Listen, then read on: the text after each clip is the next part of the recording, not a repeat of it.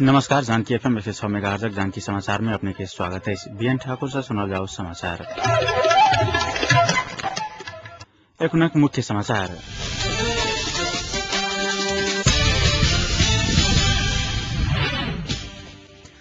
माओवादी के नई फुटरहेर संविधान नहीं बनत कांग्रेसक नेता खाँडा कहब। स्थानीय प्रशासन की प्रतिबद्धता के बाद नारायणी अंचल के अनिश्चितकालीन बंद फिर्ता। पत्रकार ढकालू पर आक्रमण करवाला के थुना में राख के आदेश पुनरावेदन से सदर। आ कश्मीर नियंत्रण रेखा पर गोलीबारी, 3 पाकिस्तानी सेना की मृत्यु। नेपाली कांग्रेसक नेता बालकृष्ण खाँड कहलेन जे वर्तमान सरकारक बाधक माओवादी स्वयं छ। माओवादी विभाजन नहीं होबधेर संविधान निर्माण नहीं भ सकैत अछि, खाँड दावा कयलनि। भरतपुर में आई एकटा कार्यक्रम के संबोधित करैत ओ कहलनि जे माओवादी भीतर के प्रमुख गुट सब अलग नहीं होबधेर संविधान निर्माण नहीं भ सकैत अछि।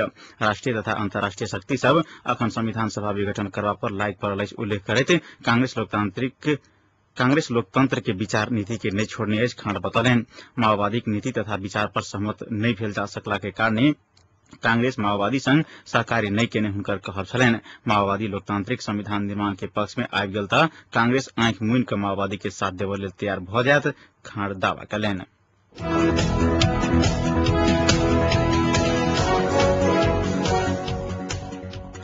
एकीकृत नेकपा माओवादी के स्थायी समिति सदस्य नेत्र विक्रम चंद विप्लव कहलेन जे पार्टी की नीति विपरीत लड़ाकू के हथियार के चाबी विशेष समिति के बुझाओल जा रहा है, जाय पर असहमति जनाओल गेल है। माओवादी लड़ाकू समायोजन, संरक्षण तथा पुनर्स्थापना नहीं होबधेर कंटेनर के चाबी विशेष समिति के बुझावला से लड़ाकू सब में नीक संदेश नहीं जतैक हुनकर कहब छलनि। राजधानी में आई एकटा कार्यक्रम के संबोधित करैत चाबी बुझावा के विषय में जनमुक्ति सेना के कमांडर वर्षमान पुन अनंत सेहो अध्यक्ष प्रचंड समक्ष असहमति जनाउने चंद दावा कयलनि अछि। अध्यक्ष प्रचंड द्वारा लेल गेल एकलौटी निर्णय फिर्ता नहीं लेल गेल त आंदोलन मार्फत प्रचंडक निर्णय गलत रहल प्रमाणित करय के प्रयास कयल जायत, हुनकर कहब छलनि।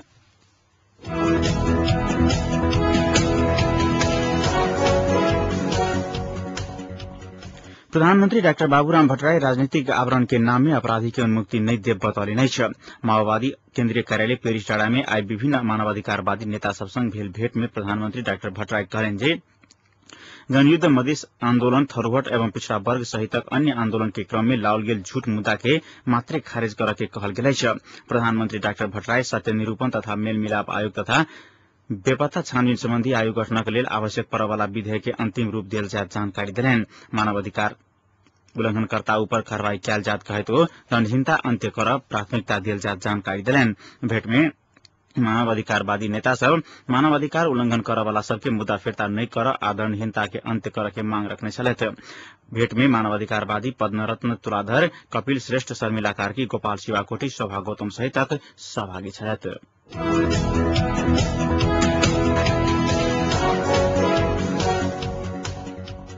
हत्या में संलग्न के 15 दिन भीतर गिरफ्तार करके स्थानीय प्रशासन के प्रतिबद्धता के बाद यातायात व्यवसायी सबके अनिश्चितकालीन नारायणी अंचल के यातायात बंद फिर्ता लेलक अछि।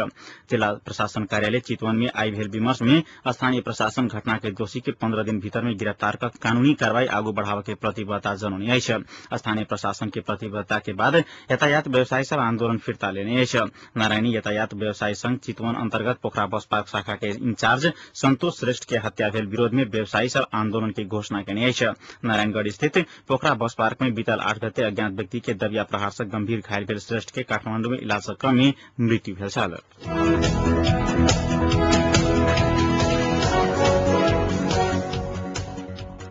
कैलाली के तालबंद स्थित माओवादी लड़ाकू के 7म डिवीजन के कमांडर सब हथियार रहल कंटेनर के चाबी दोसर दिन आई से हो विशेष समिति के अनुगमन टोली के नहीं बुझौलक अछि। 7म डिवीजन सचिवालय के अनुसार डिवीजन कमांडर संतु दैरे परवाना अनुपस्थित भेला के कारण दोसर दिन धरि से कंटेनर के चाबी बुझावल नहीं सकल अछि। एहि बीच 7म डिवीजन कमांडर परवाना के अनुपस्थिति में सहायक कमांडर जीवन बूढ़ा, बटालियन कमांडर संघर्ष आ कंपनी कमांडर सब ऊपर के सब दर्जा के कमांडर सबक आई तालबंद शिविर में बैसार भेल छल। पुनः वर्गीकरण के निर्णय के ओकरा सब बीच विमर्श भेल छल। नवलपरासी में रहल माओवादी लड़ाकू सबक 4म डिवीजन हेडक्वार्टर में हथियार राखल कंटेनर के चाबी काल्हिए अनुगमन टोली के बुझाओल गेल अछि। एहि बहाक 7 में से 4 लड़ाकू शिविर के चाबी काल्हिए राति बुझाओल गेल अछि।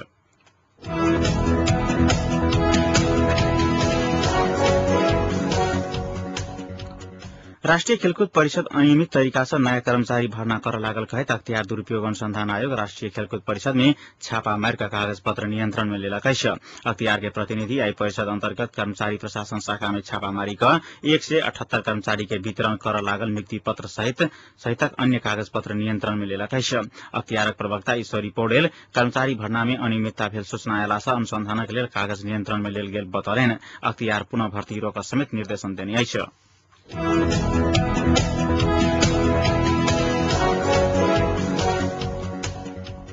जिला अदालत मोरंग पत्रकार खिरानाथ ढकाल के आक्रमण करवाला के थोना में राखत देने आदेश के पुनरावेदन अदालत सदर केला कैश आक्रमणकारी रोहित कोइराला आ मनोज सिंह राय जिला अदालत के आदेश विरुद्ध पुनरावेदन कर देने निवेदन ऊपर सुनवाई करते पुनरावेदन अदालत मोरंग आई एहन आदेश देला कैश न्यायाधीश द्वय जनार्दन बहादुर खड़का आ रेवंत कुबर के संयुक्त इजलास जिला अदालत के आदेश ठीक रहला से किछ बदल नहीं पड़त कहत आक्रमणकारी के थुना में राख के आदेश देलक अछि। ज्येष्ठ 22 गते पत्रकार ढकाल पर आक्रमण भेल छल त अखार 22 गते जिला अदालत आक्रमणकारी के थुना में राख के आदेश देने छल। 2 दिन धरि चलल बहस में अधिवक्ता सब हेमराज पंत, विनय राज पांडे, प्रकाशनाथ उप्रेती, कल्याण केसी, भरत थापा, देवेन्द्र कोइराला, शान्ति मोदी, राजकुमार राजवंशी, चक्रबहादुर अधिकारी, कुमार अधिकारी, पुरुषोत्तम नेपाल, विक्रम राय आ उद्धव चन्द्र घिमिरे पत्रकार ढकाल के पक्ष में वकालत केने छलथि। ऐना पीड़क के पक्ष में विपुलेन्द्र चक्रवर्ती, रामप्रसाद सिटौला, योगेन्द्र शर्मा, न्यूपाने, देवी बहादुर घिमिरे, सुरेश लाल श्रेष्ठ, रमेश कोइराला, रमेश प्रसाई सहितक बहस केने छलथि।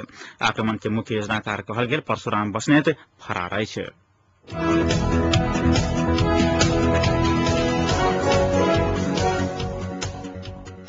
प्रधानमंत्री बाबूराम भट्टराई प्रजातंत्र पुनर्स्थापना बाद के प्रधानमंत्री सबसे भेट लागल छथि।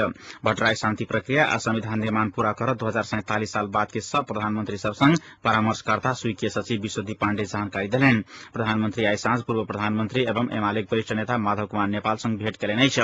नेपाल निवास कोटेश्वर में भेल भेट में प्रधानमंत्री राजनीतिक संयंत्र बनाबय विषय में नेपाल संग विमर्श केने पाण्डे जानकारी देलनि। भट्टराई शांति आ संविधान में सब दलक शीर्ष नेता आ पूर्व प्रधानमंत्री सभक सुझाव के आधार में आगू बढ़ के योजना बनौने छथि। ओ प्रधानमंत्री होइते कांग्रेस सभापति सुशील कोइराला संग भेट केने छथि। ओकर बाद एमाले अध्यक्ष एवं पूर्व प्रधानमंत्री जवाहरलाल खनाल संग सेहो ओ भेट केने छथि। 2047 साल में प्रजातंत्र पुनर्स्थापना भेला के बाद भट्टराई सहित 10 गोटे प्रधानमंत्री भेल छथि।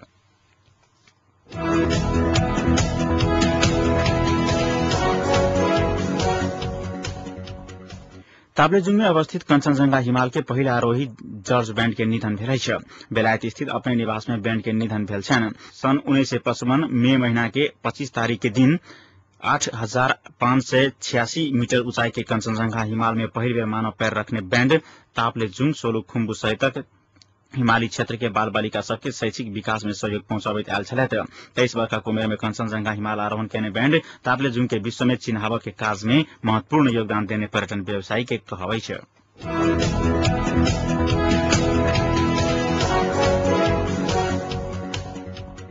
राष्ट्रिय योजना आयोगक उपाध्यक्ष डाक्टर दिनेश चन्द्र देवकोटा, सदस्य डाक्टर प्रेम कुंवर आ रामकुमार शर्मा राजीनामा देलनि अछि।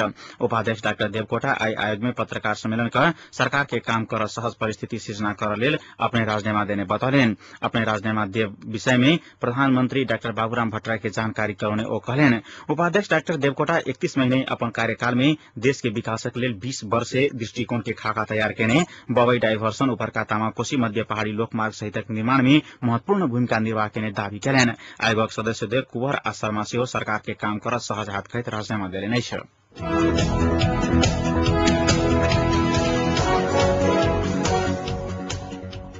सर्वोच्च अदालत नेपाल वायु सेवा निगमक महाप्रबंधक कुल बहादुर लिम्बू के हटावा के सरकारक निर्णय तत्काल कार्यान्वयन नहीं कर आई अंतरिम आदेश जारी केलक अछि। न्यायाधीश द्वय प्रेम शर्मा, बैद्यनाथ उपाध्याय आ ज्ञानेन्द्र बहादुर कार्की के संयुक्त इजलास से ओ मुद्दा के अंतिम किनारा नहीं लागत धरि महाप्रबंधक लिम्बू के हटावा के निर्णय कार्यान्वयन नहीं करावा ओ आदेश जारी केने अछि।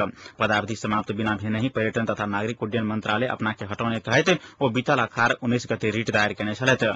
ऐसा आगू ओ रिट में न्यायाधीश द्वय सुशीला कार्की आ कमल नारायण दास के संयुक्त इजलास में राय मिल नहीं सकला बाद ओ रिट संयुक्त इजलास में पहुंचल अछि।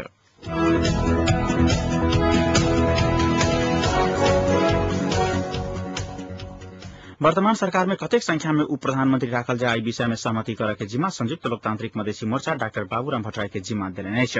आजुक बैसार में माओवादी भीतर कतेक संख्या में उप प्रधानमंत्री राखल जाय विषय में निर्णय करवा लेल मोर्चा प्रधानमंत्री के जिम्मा देने फोरम गणतांत्रिक के अध्यक्ष जेपी गुप्ता जानकारी देलनि। बैसार में विगत के सहमति में से किछु मंत्रालय हेरफेर करे के सहमति सेहो भेल बताओल गेल छ। मोर्चा भौतिक योजना तथा निर्माण आ श्रम मंत्रालय में दावा करैत आबि रहल अछि।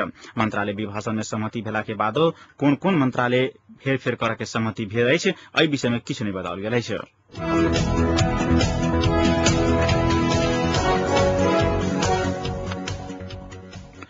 माओवादी लड़ाकू के शिविर हथियार रखने कंटेनर के चाबी माओवादी लड़ाकू के रेखदेख तथा पुनर्स्थापना संबंधी बनल लड़ाकू समायोजन तथा पुनर्स्थापना विशेष समिति में बुझला के बाद माओवादी में ध्रुवीकरण दिखाई पड़ल अछि।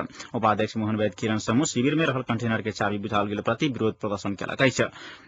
आई भिनसर 9:30 बजे से 10:30 बजे धरि राजधानी के सहित विदेश के विभिन्न प्रमुख शहर सब के चौक में चक्का जाम केला बाद ट्रैफिक व्यवस्थापन अस्त व्यस्त बनल छल। 1 घंटा धरि गाड़ी नहीं चलला से कार्यालय जाय वाला यात्री सब चलिकर जाय पर बाध्य भेल छल त स्कूल के गाड़ी सब सेहो चक्का जाम में पड़ल छल। वैद पक्षक विरोध में उपाध्यक्ष नारायण काजी श्रेष्ठ सेहो साथ देने छलथि।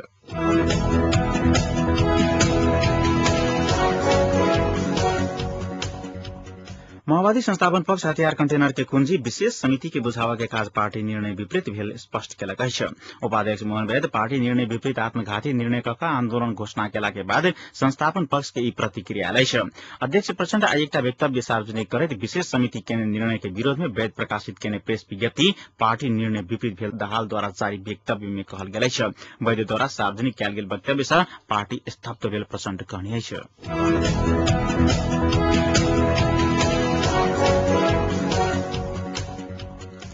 वैदेशिक रोजगार व्यवसाय सब आजुका दिन के कार्य दिन के रूप में मनाबि रहल अछि। रोजगारी के दिन लेल इराक गेल 12 गोटे नेपाली के हत्या भेल विरोध में 2061 साल भादव 16 गते नेपाल के मैन पावर कंपनी ऊपर तोड़फोड़ आ क्षति पहुंचाला के बाद ओहि विरोध में व्यवसायी सब आजुका दिन के कार्य दिन के रूप में मनौलक अछि। इराक में 12 गोटे नेपाली के घेंट रेट का मारल गेल विरोध में 350 वैदेशिक रोजगार संस्था में आगजनी लूटपाट आ तोड़फोड़ करैत स्थानीय आक्रोशित वासी सब करीब 80 करोड़ रुपया बराबर के क्षति पहुंचाने छल। घटना के छानबीन के लेल सरकार टोप बहादुर सिंह के अध्यक्षता में गठन केने समिति तैयार केने प्रतिवेदन सरकार अखन धरि सार्वजनिक कर नहि सकल अछि।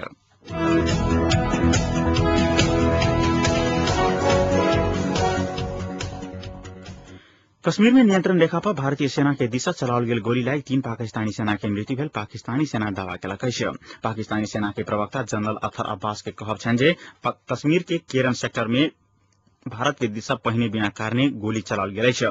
मुदा भारतीय सेना के प्रवक्ता जेएस बरार के कहब छनि जे गोलीबारी के शुरुआत पहिने पाकिस्तानी सेना के दिस से भेल छल आ बाद में भारत के दिस से खाली जवाबी कार्रवाई मात्र कयल गेल अछि, जाहि में एकटा भारतीय सेना घायल भेल अछि आ ओ खतरा से बाहर अछि। एहि बीच गलती से अफगानिस्तान के सीमा पार केने 30 से बेसी पाकिस्तानी बच्चा के चरमपंथी अपहरण केलक अछि। 10 से 15 वर्षक उमेर के ई बच्चा सब ईद के समय में घूमय लेल पाकिस्तान के कबायली इलाके बाजोड़ गेल छल। ई बच्चा सब ईद के दोसर दिन वनभोज करय गेल समय गलती से सीमा नांगल छल, जकर बाद चरमपंथी अपहरण कऽ लेलक अछि।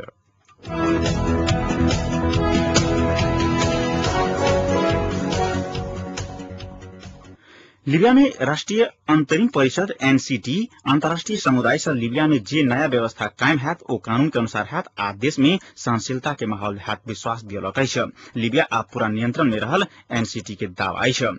पेरिस में लीबिया की राष्ट्रीय अंतरिम परिषद 60 देश के प्रतिनिधि के दिशा लीबिया के भविष्य पर विचार विमर्श के समय एनसीटी के प्रमुख मुस्तफा अब्दुल जलील कहलेन जे अगला 18 महीना में देश में नया संविधान लागू कयल जायत आ चुनाव के तैयारी शुरू हैत। एम्हर फ्रांस के राष्ट्रपति निकोलस सार्कोजी कहलेन जे गद्दाफी लीबिया के सुरक्षा के लेल खतरा रहला से गद्दाफी के रहत धरि बमबारी आ हमला होइत रहत। लीबिया के नेता कर्नल गद्दाफी अपन दुश्मन सबसे लड़ैत रह के आदेश देने अछि त गद्दाफी विरोधी राष्ट्रीय अंतरिम परिषद सिरते में रहल गद्दाफी समर्थक के आत्मसमर्पण करय लेल 1 हफ्ता के और समय देने अछि।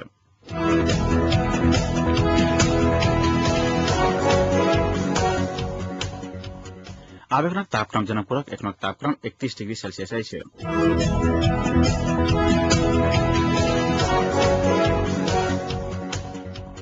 समाचारक अंत में पुनः एक बेर मुख्य समाचार।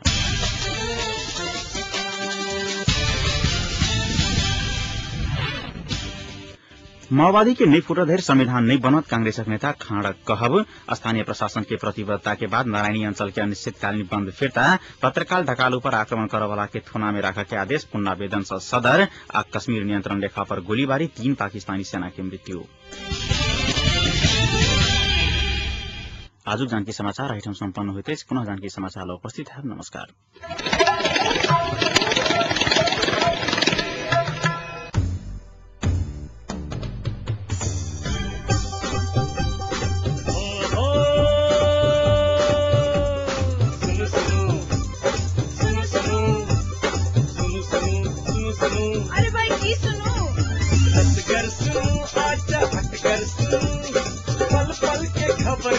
बैसल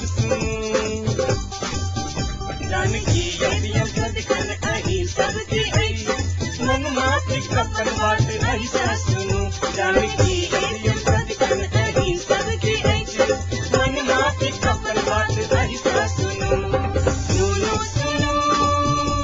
मिथिलांचल गर्व जानकी यदियम 109 मेगा